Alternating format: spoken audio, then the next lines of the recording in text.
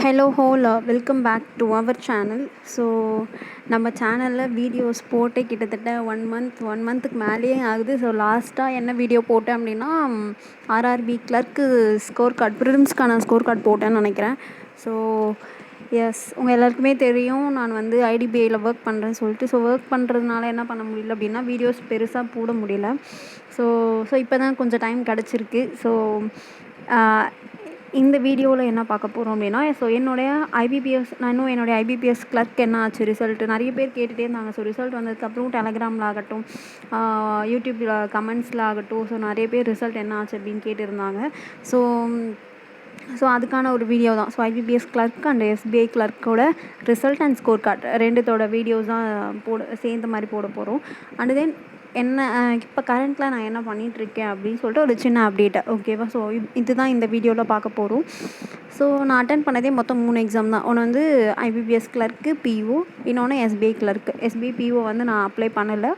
RRB வந்து பிஓவும் சரி கிளர்க்கும் சரி என்னால் என்ன பண்ண முடியல அப்படின்னா அட்டன் பண்ண முடியல, ஓகேவா? ஸோ நான் அட்டன் பண்ண இந்த 3 எக்ஸாம்ஸ்லேயுமே எனக்கு தெரியும் ஓரளவுக்கு நான் நல்லா தான் பண்ணியிருந்தேன் அப்படின்னு. எக்ஸப்ட் எதைன்னு சொன்னேன்னா ஐபிபிஎஸ் கிளர்க்கோட சிஏ. ஏன்னா நான் என்ன யோசித்தேன் அப்படின்னா சிஏ வந்து அந்தளவுக்கு ரொம்ப வேர்ஸ்ட்டாக பண்ணியிருந்தேன். ஏன் அப்படின்னா தெரிஞ்ச கொஷின்ஸே நான் வந்து என்ன பண்ணிட்டு வந்தேன் அப்படின்னா தப்பாக போட்டு வந்தேன். ஸோ அந்த இடத்துல எனக்கு என்ன ஆகிடுச்சு அப்படின்னா கான்ஃபிடென்ஸ் வந்து போயிடுச்சு. ஏன்னா அட்டன் பண்ணதே கம்மியாக தான் போட்டேன். ரெண்டாவது தெரிஞ்ச கொஷின்ஸே தப்பாக போட்டேன். ஸோ நெகட்டிவில் மார்க் போயிடுமோ, செக்ஷனல் கட் ஆஃப் கிளியர் ஆகாமல் போயிடுமோ அப்படின்ற ஒரு அந்த லெவலுக்கு வந்து நான் என்ன பண்ணியிருந்தேன் அப்படின்னா யோசிச்சு வச்சுருந்தேன். ஸோ நம்ம இப்போ பார்க்கலாம். ஸோ ஃபர்ஸ்ட் நான் என்ன பண்ணுறேன் அப்படின்னா ஸோ எவ்வளோ அட்டம் போட்டு இருந்தேன், எவ்வளோ மார்க்குக்கு அட்டன் பண்ணியிருந்தேன், எவ்வளோ ஸ்கோர் வந்துச்சு அப்படின்றத நான் காமிக்கிறேன். ஸோ ஃபர்ஸ்ட் ஐபிபிஎஸ் கிளர்க்கு இது பார்க்கலாம். ஸோ ஐபிபிஎஸ் கிளர்க்கில் வந்து பார்த்தோம் அப்படின்னா நான் ஓவராலாக 126 மார்க்குக்கு அட்டன் பண்ணியிருந்தேன், ஓகேவா? ஸோ சிஏயில் வந்து பார்த்தோம்னா 20 மார்க்ஸ். ஸோ 20 மார்க்ஸ் அட்டன் பண்ணனே தவிர ஸோ நான் வீட்டுக்கு வந்து செக் பண்ணுறேன், தெரிஞ்ச கொஷின்ஸே தப்பாக போட்டு வச்சுருக்கேன். ஸோ அப்போ நான் எந்த லட்சத்தில் நான் அதை அட்டன் பண்ணேன் அப்படின்றது எனக்கே வந்து அந்த இடத்துல எப்படி ஒரு ப்ரெசன்ஸ் ஆஃப் மைண்டே இல்லாமல் ஒரு ஆன்சரை வந்து நான் மார்க் பண்ணிட்டு வந்திருக்கேன். ஸோ அதில் வந்து ஒரு சில ஃபேக்டர்ஸும் என்னை அஃபெக்ட் பண்ணுச்சு.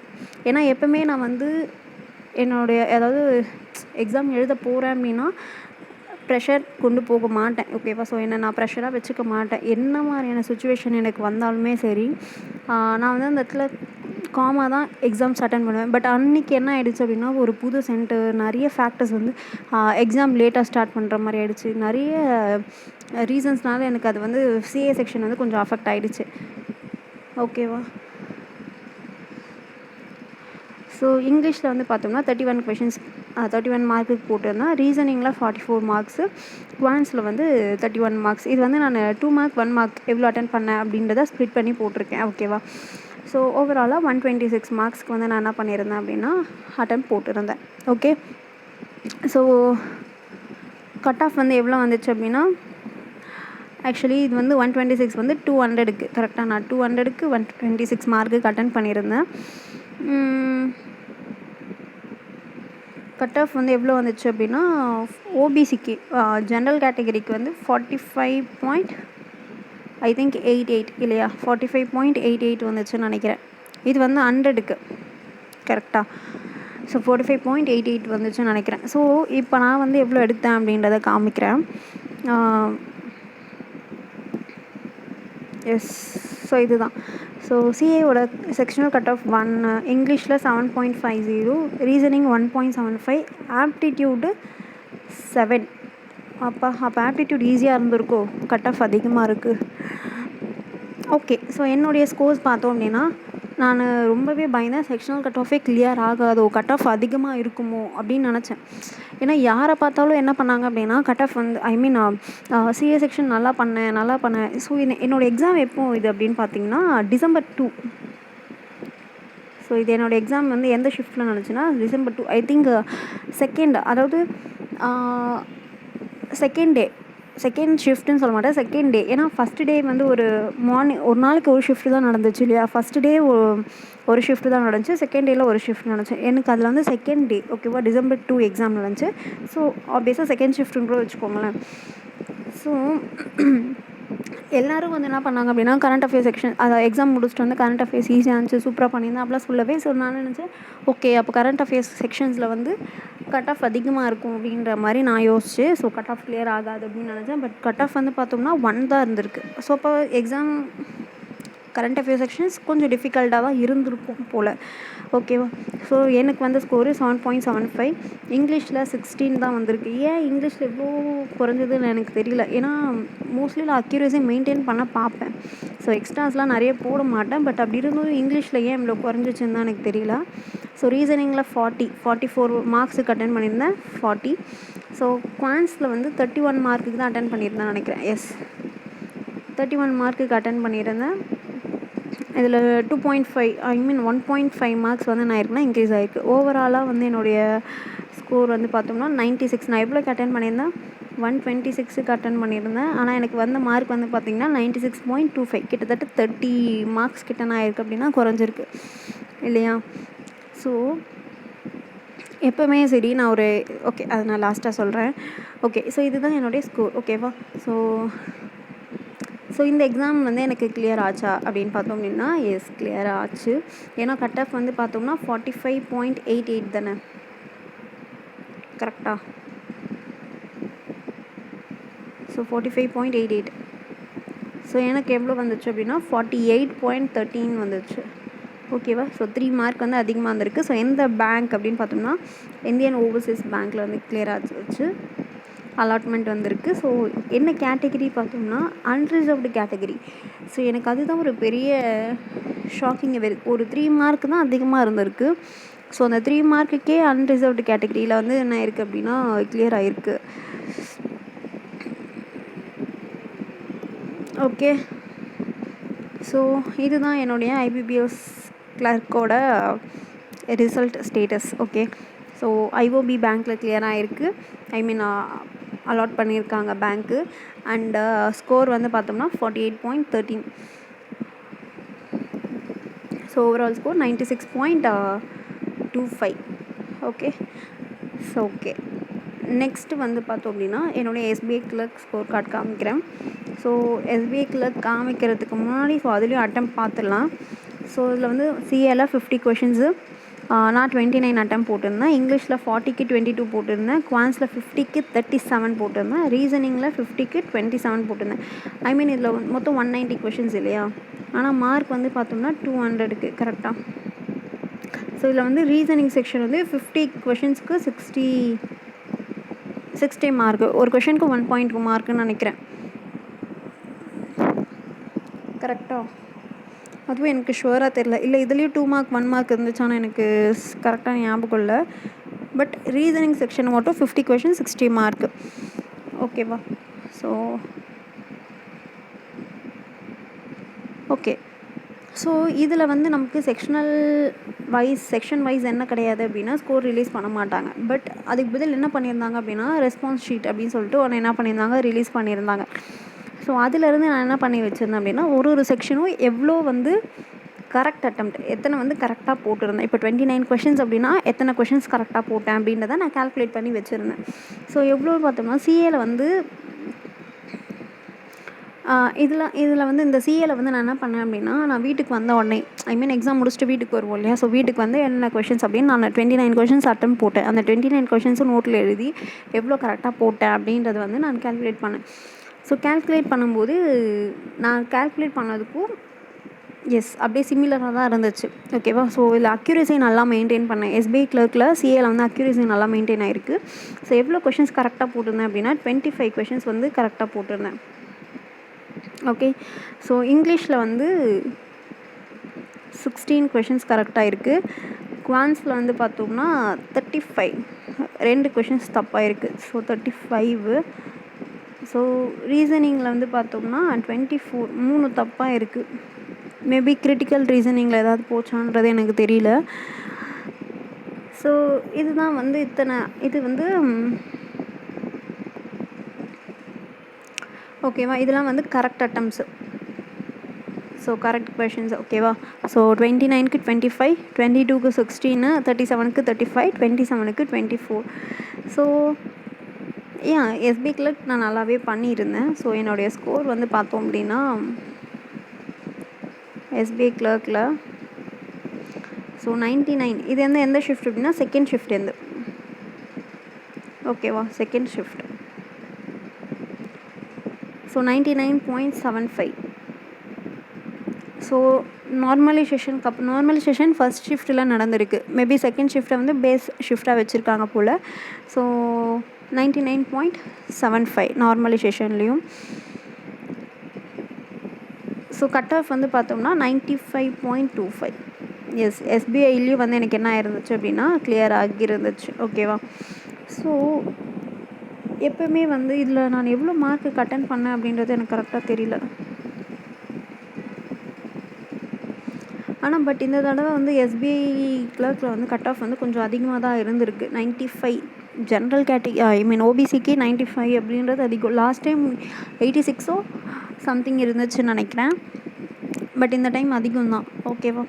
ஸோ நான் இந்த டைம் எழுதின 3 எக்ஸாம் 2025 எழுதின ஐபிபிஎஸ்சில் கண்டக்ட் பண்ணி எழுதின எக்ஸாம்ஸில் 3. ஒன்று வந்து பிஓ, இன்னொன்று கிளர்க்கு, இன்னொன்று எஸ்பிஐ கிளர்க். ஸோ இது 3மே வந்து எனக்கு என்ன இருந்துச்சு அப்படின்னா கிளியர் ஆகியிருந்துச்சு. கரெக்டாக. ஸோ நான் இப்போ நிறைய பேர் வந்து என்ன பண்ணாங்க அப்படின்னா, ஸோ ரிசல்ட் வந்ததுக்கப்புறம் இந்த செகண்ட் ஷிஃப்ட்டு ஸோ டஃப்பான ஒரு ஷிஃப்ட்டு, ஸோ அதனால் கிளியர் ஆகலை.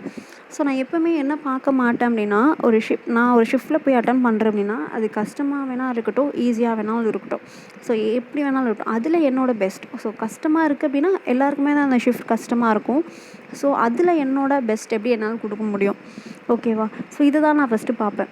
மேக்ஸிமம் என்னால் இப்போ எனக்கு ரீசனிங் குவான்ஸ் நல்லா வருமா, மேக்ஸிமம் அதில் எவ்வளோ என்னால் போட முடியுன்றதை பார்ப்பேன். ஏன்னா மற்ற 2 செக்ஷனில் வந்து நம்ம ப்ரிடிக்ட் பண்ண முடியாது. ஸோ அதை பேஸ் பண்ணி தான் வரும். நமக்கு ஸ்கோர் வந்து டிஃபர் ஆகும். இருந்தாலுமே மேக்ஸிமம் என்னோடய ஸ்ட்ராங் செக்ஷனில் மற்றவங்கள விட நான் டிஃபரன்ஸ் காமிக்கணும் அப்படின்றதுக்காக நான் மேக்ஸிமம் என்னால் எவ்வளோ போட முடியுமோ அவ்வளோ வந்து அதில் என்ன பண்ணுவேன் அப்படின்னா போட ட்ரை பண்ணுவேன். ஸோ அதனால் நான் வந்து டஃப்பான ஷிஃப்ட்டு, ஈஸியான ஷிஃப்ட்டு அப்படின்றத நான் பிரிக்கவே மாட்டேன். ஓகேவா. ஏன்னா டஃப்பான ஷிஃப்ட்டாக இருந்தாலும் அந்த ஷிஃப்ட்டில் அத்தனை பேர் எழுதுகிறாங்க. ஸோ ஈஸியான ஷிஃப்ட்டாக இருந்தாலும் அந்த ஷிஃப்ட்டில் அத்தனை பேர் எழுதுகிறாங்க. ஸோ அப்படி எழுதுகிறப்போ அப்போது அந்த டஃப்பான ஷிஃப்ட்டில் இருக்கவங்களையும் கிளியர் பண்ணுவாங்க இல்லையா. ஸோ நான் அதை தான் வந்து நான் யோசிப்பேனே தவிர, ஸோ இது டஃப்பான ஷிஃப்ட்டு, ஸோ இது ஈஸியான ஷிஃப்ட்டு அப்படின்ற பாயிண்ட் ஆஃப் வியூலே பார்க்க மாட்டேன். என்னோடய ஷிஃப்ட்டில் மேக்ஸிமம் என்னால் எவ்வளோ போட முடியும், ஸோ அதை தான் நான் பார்ப்பேன். ஸோ செகண்ட் திங் வந்து என்னென்னா, ஸோ வேறு ஏதோ சொல்லணும்னு நினச்சேனே.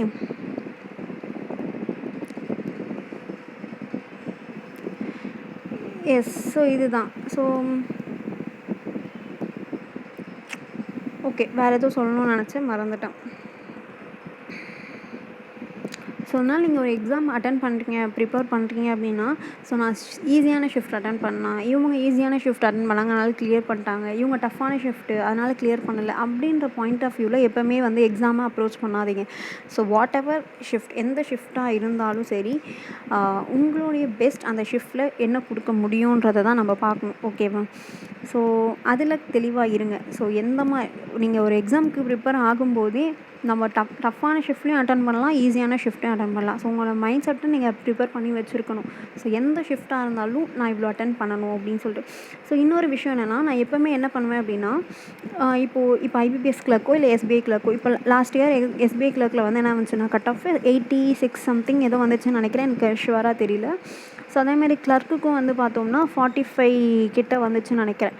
ஸோ நான் என்ன பண்ணுவேன் அப்படின்னா, ப்ரீவியஸ் இயர் கட் ஆஃப் வந்து அனாலிசிஸ் பண்ணுவேன். So previous year cut off என்ன ஒரு இருக்குது அப்படின்னா அதில் ஆவரேஜாக நமக்கு தெரியும். ஓகே, ஆவரேஜாக இவ்வளோ கட் ஆஃப் வைக்கிறாங்க அப்படின்னு சொல்லி தெரியும்.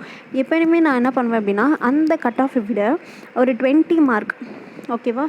ஸோ +20 ஒரு 20 மார்க் வந்து நான் என்ன பண்ணுவேன் அப்படின்னா அதிகமாக எடுக்கணுன்றதை போடுவேன். ஸோ 20ன்றதை விட ஸோ நான் டார்கெட் எப்படி வைப்பேன்னா, இப்போ 45 86 கட் ஆஃப் அப்படின்னா நான் என்ன எடுக்கணும்னு யோசிப்பேன் அப்படின்னா, என்னுடைய ஃபைனல் ஸ்கோர் கார்டில் 96 +10 அதிகமாக இருக்கணும் அப்படின்றத எக்ஸ்பெக்ட் பண்ணுவேன். அதுக்கு நான் என்ன பண்ணுவேன் அப்படின்னா, இந்த +10 கூட +20, ஸோ அப்போ நம்ம கட் ஆஃபை விட நான் எப்போவுமே எப்படி டார்கெட் பண்ணுவேன்னா +30 மார்க்ஸ்க்கு வந்து நான் அதிகமாக போகணுன்னு நினைப்பேன். ஏன்னா நம்ம போடுற எல்லா கொஷின்ஸும் கரெக்டாக இருக்கும்னு தெரியாது, சொல்ல முடியாது இல்லையா? ஸோ கரண்ட் அஃபேர்ஸில் எதாவது தப்பாகலாம், இங்கிலீஷில் எதாவது தப்பாகலாம்.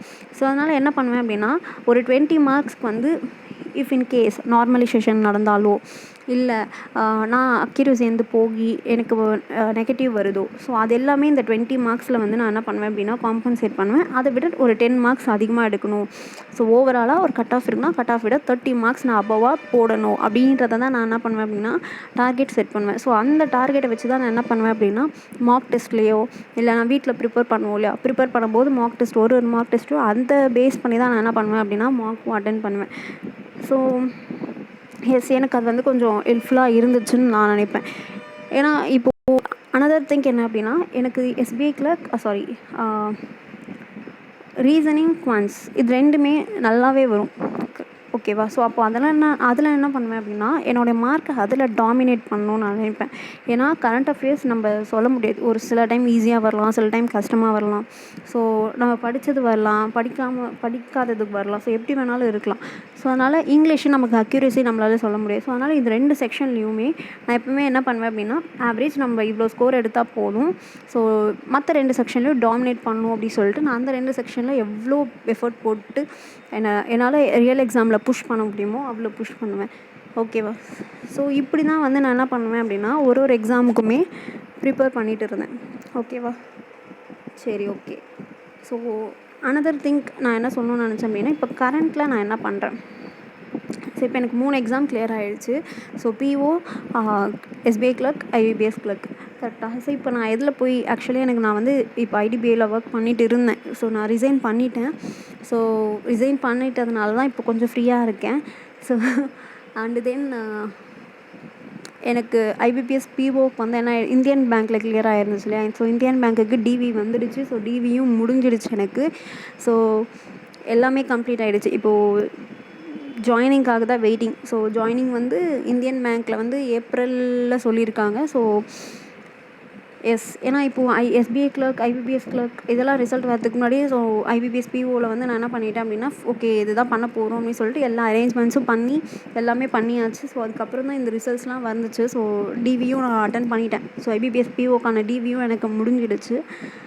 ஜஸ்ட் இப்போ ஜாயினிங்காக வெயிட்டிங். ஸோ ஸோ இதுதான் இப்போது கரண்ட் அப்டேட் அப்படின்னு பார்த்தோம்னா ஸோ ஐடிபிஐலேருந்து ரிசைன் பண்ணியாச்சு. ஸோ ரிசைன் பண்ணிவிட்டு இப்போ வீட்டில் தான் இருக்கேன். ஸோ ஜாயினிங்காக வெயிட் பண்ணிகிட்ருக்கேன். ஓகே. ஸோ அண்டு தென் நிறைய பேர் வந்து என்கிட்ட இன்னொரு கொஷின் கேட்டாங்க. என்ன அப்படின்னா இப்போது ரீசெண்டாக ஐடிபிஐ ஜாம் அண்ட் ஏஎம் இது 2த்துக்கும் என்ன வந்துச்சு அப்படின்னா நோட்டிஃபிகேஷன் வந்துச்சு இல்லையா? ஸோ இது அப்ளை பண்ணலாமா அப்படின்னு நிறைய பேர் என்கிட்ட கேட்டாங்க. ஸோ உள்ள ஒர்க் எப்படி இருக்கும், ஸோ இதை பற்றின டீட்டெயில்ஸ் வந்து நான் என்ன பண்ணுறேன் அப்படின்னா நெக்ஸ்ட் வீடியோவில் போடுறேன். ஏன்னா நிறைய பேர் அது நான் அங்கே ஒர்க் பண்ணுறேன் அப்படின்றதுனால எக்ஸாம்ஸ் எப்படி இருக்கும், அப்ளை பண்ணலாமா வேணாமா இந்த மாதிரியான கொஷின்ஸ் வந்து கேட்டிருந்தாங்க ஐடிபிஐ ரிலேட்டடாக. ஸோ இதுக்கான ஒரு வீடியோவாக வந்து நான் நெக்ஸ்ட் வீடியோவில் போடுறேன். So thank you all.